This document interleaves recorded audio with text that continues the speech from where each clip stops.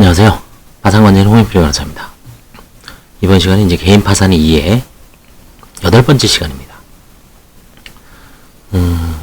1번부터 7편까지는 주로 개인 파산, 이제 이론적인 거를 개인 파산의 어떤 중요 개념, 다른 제도와의 비교, 그 다음에 이제 부인권 행사, 파산재단, 파산채권, 그 다음에 면책불허가 사유, 비면책 채권 이런 거에 대해서 기존에 아셨던 것도 있고 새로 아시는 것도 있을 테고, 그 다음에 이제 법령 개정까지 그걸 좀 쪼개서 7개로 이제 이렇게 나눠서 조금씩 했습니다. 시간 있을 때마다. 오늘 8번째 시간으로 개인 파산 절차, 이제 서류 급의 중요성에 대해서, 이것도 이제 파산에 대해서 잘 모르는 분들, 아니면 처음 접해보는 분들 위해서 14종을 이제 설명하기 위해서 이걸 그대로 이제 갖다 놨습니다. 여기에 채무자의 가족관계증명서가 이제 필요하죠. 채무자가 빠졌네요. 채무자의 혼인관계증명서, 상세증명서, 채무자의 주민등록 초본, 주소 변동 내역, 과거 주소 전체 및 개명, 주민등록 변동사항 포함되어 있어야 되죠. 그 다음에 주민등록 등본, 그렇죠. 그 다음에 5번 채무자에 대한 지방세 세목별 과세증명서, 과거 5년까지 기간에 관하여 모든 세목이 포함되도록 표시하여 발급하고 전국 단위로 발급하라. 이거 제대로 안 해서 요즘 보정 많이 나옵니다. 판사님들. 예를 들어서 세목을 모든 세목이 포함되도록 20개거든요.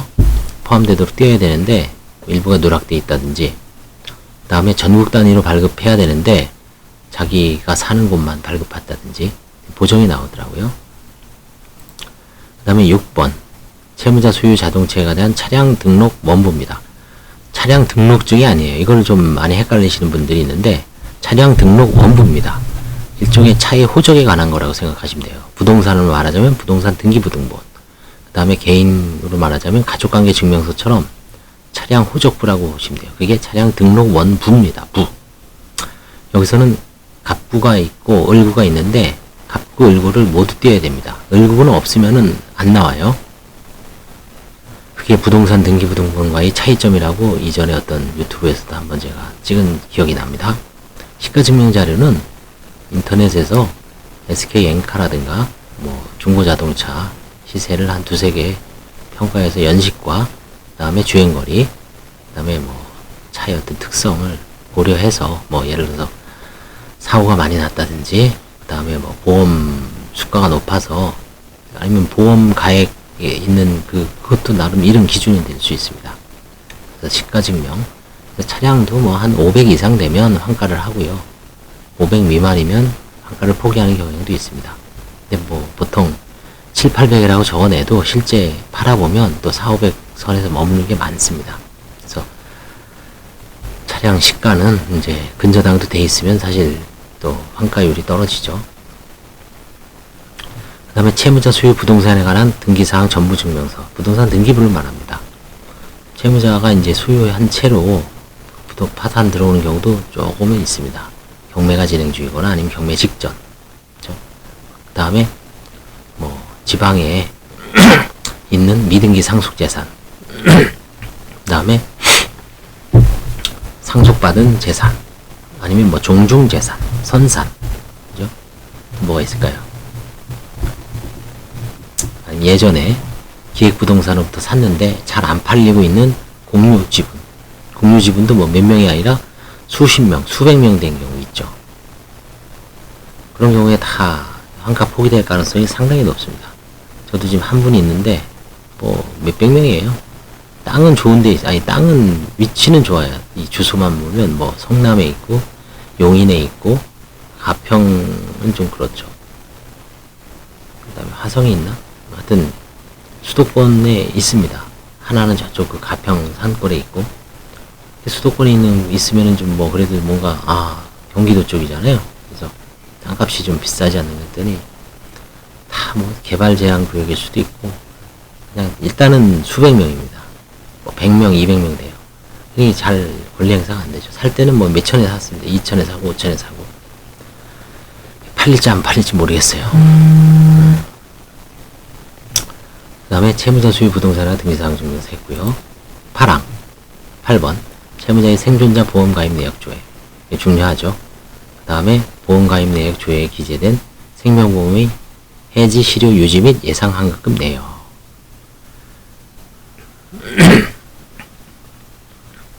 이제 보험은 예전에 이 보험 서류는 참 역사적으로 제가 이제 2017년부터 했지만 이거 처음에 잘 몰랐어요. 관제인도 우리도.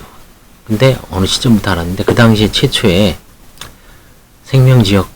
생명보험협회가 어디 있었냐면은 수도권 본부가 충무로역에 있었습니다. 흥국생명빌딩가 있어요. 충무로역에. 근데 거기서 이제 초반에 한 2011년, 12년, 13년까지인가요? 어느 날 갑자기 옮겼어요. 얼루 종로 5가 한국기독교 100주년 기념회관.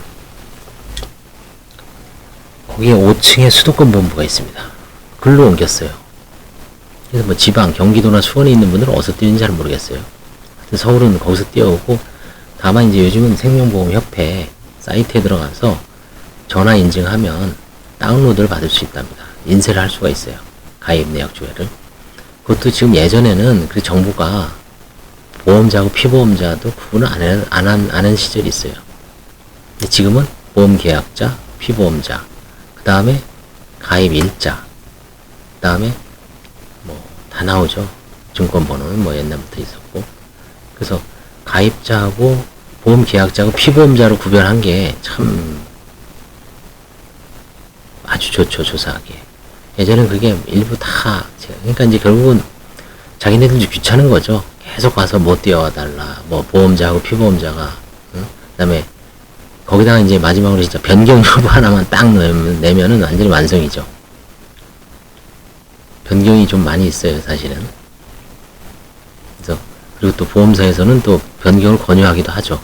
그리고서 나중에는 이제 이쪽 부서에서는 변경 오케이. 근데 나중에 이제 보험 이해하는 데서는 이거 변경해서 넘겼다. 이해하고. 같은 회사에서. 그거 진짜 봤습니다, 그런 경우. 그래서 보험 가입 내역 조회에 기재된 생명보험 해지 실효 유지 및 예상 계약 환급금. 다만 이제 보험은 채무자분들이 최후의 안전판이기 때문에 뭐 예전처럼 막무가내로 막 환가 안 합니다. 한 500에서 1000도 이제 1110만 원까지는 포기할 수도 있습니다.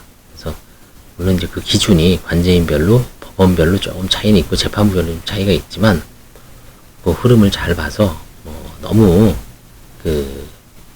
한 400에서 500인데 서울 기준으로 얘기하는 겁니다.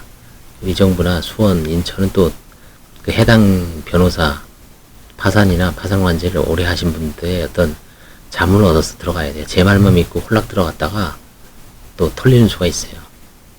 서울도 마찬가지입니다. 제가 뭐 서울을 다 100% 안다고 자부할 수 없죠. 제 기준으로 보면 이 정도는 뭐 예전에 500에서 1000도 저도 꽤 했습니다. 근데 지금은 이제 뭐 판사님도 말씀하시고 또 물가도 많이 오르고 그렇죠. 같은 500, 1000이 아니죠. 예전하고 500에서 1000 정도는 이제 뭐 넘어갈 수도 있지 않을까. 특히 보험이라면 그게. 그 다음에 채무자가 개인 영업을 했던 경우 채무자의 사실증명, 현재부터 과거 3년까지 기간에 관한 것. 이거는 사실 이제 파산 신청하는 사람 입장에서는 3년뿐만 아니라 그냥 한 10년치 설정해 놓고 한번 띄워보는 것도 좋습니다. 그래야지 이 사람이 어떤 그 진술서의 어떤 신빙성과 그 흐름하고 매치가 되는지를 또 또렷하게 보여줄 수 있기 때문에 이걸 이제 관제인한테 3년을 권고한 거죠. 기본적으로 채무자들한테도 3년은 일단 최소한 무조건 내라. 영업을 하였던 경우. 근데 영업을 하지 않았던 경우도 6,5호는 좋습니다. 사실은 예전엔 이거 제가 할 때는 약간 좀 제가 보기엔 좀 불만인데 개인 영업을 하였던 경우에만 제출하라 그러는 거 아니에요. 근데 저는 이제 반대입니다. 모든 사람이 다 제출해야 된다. 노숙자도. 왜냐면 그때 이제 이게 최초에 좋았던 게 이게 이제 그 직업 이력이라든가 채무자의 파탄 원인하고 이렇게 대조해 보면 얼추 진술의 신빙성을 판단하는데 한 70%는 작용합니다. 세금을 사업을 했으면 사업자 등록증이 있을 거고 폐업을 했으면 폐업 사실 증명이 있을 테고 그 다음에 체납을 했으면 체납 사실 증명이 있을 테고 그 다음에 신고된 소득 금액이 있으면 소득 금액 증명이 있을 테고 부가가치세를 냈으면 그렇죠? 6번이 있을 테고, 부가치세를 안 냈으면 면세사업자면은 또 면세사업 제대로, 그렇죠? 이게 있을 테고. 이게 되게, 그래서 이거는 개인요금 여부에 상관없이 오히려 좀 힘들게 사신 분들, 뭐 노숙자로 좀 아무런 경제활동 안 하고 살았다든지, 아니면 뭐 일용직으로 그냥 지냈다든지, 아니면 가정주부였는데 이제 뭐 보증을 서거나 남편의 어떤 사업과 연관돼 있다든지, 이런 분들도 이걸 띄워오면 대략 그분들 쉽게 판정할 수 있거든요. 이제는 그분들은 안 띄워올 수도 있죠. 이제 또 다시 또 띄워달라고 할 수도 있는데, 요거는 사실 영업 여부에 상관없이 다 받는 게 좋다고 저는 보고, 이제 파산 신청하시는 분들도 이거를 다 보고 한번 판단을 해보시기 바랍니다. 그 다음에 이제 10번이 1년부터 현재까지 채무자 은행 통장 거래네요. 이제 주거래 통장을 내라는 얘기죠. 급여 받고 생계비 나가고 월세 내고 적정 규모로 이게 이루어지는지, 뭐 낭비는 없었는지, 네, 어떤 편파 행위는 없었는지, 그런 걸 보겠다는 거죠. 11번은 지급 불능 시점이 1년 이전부터 신청 시까지 부동산이나 하나의 재산 가액이 1000만원 이상의 재산을 처분한 경우 처분 시기를 증명할 수 있는 부동산 등기부, 계약서 사본, 영수증 사본, 경매로 처분된 경우는 배당표 및 사건별 수를 내역서. 가끔 출급 중용어는 빠졌네요. 아예. 그건 이제 띄워주지 않죠. 12번은 임대차 계약서 사본. 13번은 2년 이내에 최근에 이혼한 경우 이혼에 관한 재판서, 판결, 뭐 협의원 확인서. 거기 이제 이혼 재산 분할이라든가 양육비에 대해서 어떻게 약정을 협의를 했는지 나옵니다. 그걸 보기 위해서 그런 거죠. 14번은 수입에 관한 자료. 이거는 이제 뭐 근로자든 사업자든 세금을 내잖아요. 자영업자는 종소세. 그 다음에 근로소득 원천징수, 갑근세 원천징수 영수증이죠. 갑근세, 그죠? 그거. 그 다음에 기타, 이 경우는 기타, 뭐, 예를 들어서 이제 프리랜서들 있죠. 프리랜서들. 아니면 그냥 4대 보험 안 내놓고 그냥 주민등록번호로 비용만 처리하는 뭐 3.3% 원천징수하는 사업자도 있을 수가 있어요. 그런 분들도 이제 이런 자료가 필요합니다. 그래서 이제 다시 한번 하면, 오래된 채무를 조회하는 방법. 누락채권이면 왼측결정의 효력 여부가 다툼이 되죠. 그래서 신용조회를 해봅니다. 민간 신용정보회사 10,000원 정도 하더라고요. 민원대행회사에. 그 다음에 이제 한국신용정보원. 이 사람들도 한국신용정보원을 토대로 합니다. 그래서 한국신용정보원에 한번 들어가 보시고, 토대로 해서 민간 신용정보회사에서 한번 혹시 이게 다른 데로 양도가 됐는지 이런 걸 알 수가 있어요. 그 다음에 이제 두 번째는 소송조회. 신분증 들고 법원을 방문하여 조회를 가능합니다. 조회를 해줘요. 공인 인증서로 집에서나 사무실에서도 할 수 있습니다. 민사소송, 독촉, 전자독촉 3가지만 해도, 왜냐면 한 번에 3가지만 할 수 있어요. 전국의 법원이 한 지원까지 하면 50개가 됩니다. 대법원까지, 서울고등법원 50개 정도 될 겁니다. 시간이 많이 걸리죠. 근데 그 중에서 이제 민사소송, 독촉, 전자독촉만 딱 해놓고 법원을 계속 클릭하면은 40번만 클릭하면 다 나오는 거죠. 그게 더 빠르면은 집에서 하는 게 더 낫죠. 법원 왔다 갔다 하려면 시간 드니까. 대신 이제 좀 그런 게 불편하신 분들은 법원 가서 법원에서 그 이제 자원봉사 하시는 분들이, 아니면 알바 하시는 분들이 있습니다. 그런 분들이 조회를 해줘요. 쭉. 다 채권자에 대한 송달은 절차 참여 기회를 보장해야 하므로 중요합니다. 따라서 채권자의 주소를 모를 경우에 주소를 알 수 있는 근거 3가지가 있죠. 이동통신사의 통신정보 제공 명령, 그 다음에 세무서의 과세정보 자료 제출 명령. 내가 그 사람한테 옛날에 거래했는데 세금 계산서는 있는 것 같더라. 그 사람도 이제 폐업을 했어요. 그럼 과세정보 당국에, 세무서에 그 사람에 대한 정보, 주민등록이나 주민등록 번호나 좀 주소를 알려주십시오라고 하면 회신해 줄 수도 있습니다. 그 다음에 이제 은행, 계좌로 보내죠. 그 사람 은행 등 계좌 보관자에게 통장 거래 내역에 대한 조회 등을 활용할 수 있는 이 3가지를 주로 활용합니다. 결국은 송달을 한마디로 요약하면 채권자의 주민등록 초본 찾기 운동입니다. 초본까지 찾았는데 재송달하고 야간 송달까지 했음에도 송달이 되지 않으면 판사님은 공고가름 신청을 허용을 합니다. 근데 초본이 안 나오면 이 공고가름을 거의 불가능한 건 아니겠지만 사실은 거의 되게 주저하죠. 그래서 어떤 식으로든 저 사람 초본을 어떻게 찾을 것인가를 머리를 굴리셔야 됩니다. 대리인, 사무장들하고도 한번 의논해서, 그쵸? 누락한 채권 내지 채권에 대한 대책이 아니라 오타입니다. 유튜브라든가 파산TV에 참조하면 7가지가 나온다 그랬죠. 다시 한번 보겠습니다.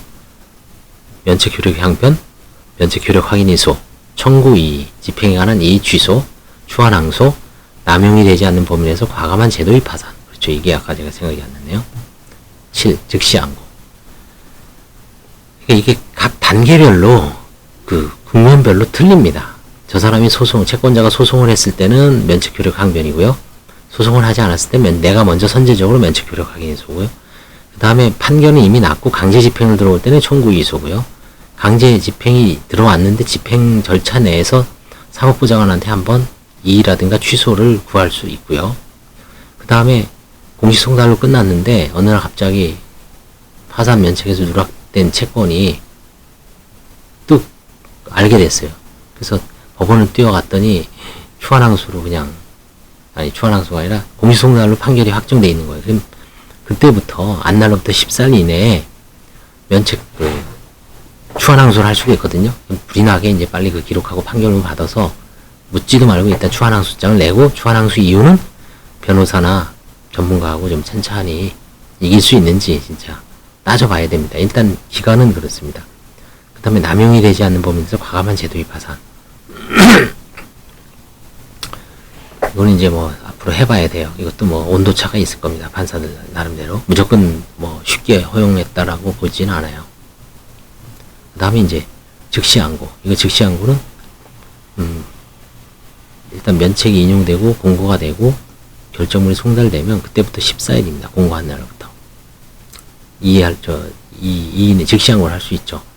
근데 채무자가 보니까 그때 빠졌어. 그럼 그 절차 내에서 잽싸게 즉시항고를 해서 항고심에 가서 주소 보정을 채권자 목록을 변경 수정할 수 있을 것 같습니다.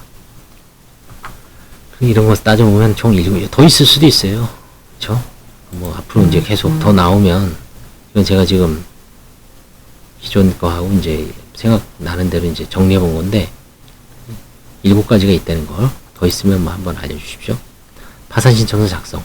법원 사이트에서 다운로드 후 14가지 및 채무자가 보관한 서류에 의존하여 기억을 되살려 차분히 사실대로 기재하고 도저히 기재할 수 없는 것은 남겨두면 추후 재판부 내지 관제인 요구 시 사실조회가 가능합니다.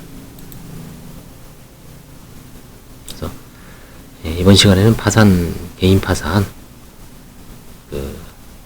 기본 서류 절차의 구비 중요성에 대해서 한번 복습하는 시간을 가졌습니다. 감사합니다.